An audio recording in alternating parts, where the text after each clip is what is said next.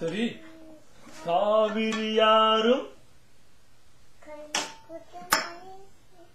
மறந்து போகுமா? எந்த மூடி? தட்டு எங்க இருக்கு? நீதான் சொல்லணும். கண்ணாடி எங்க இருக்கு? பேபிஸ் கத்தி எடுக்கலாமா? பேபிஸ்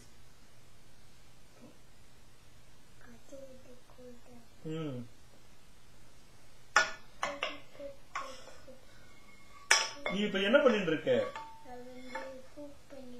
என்ன குக் பண்ற? தட்டுல என்ன பண்ற? என்ன சாம்பார் பண்ற? என்ன கறி பண்ற?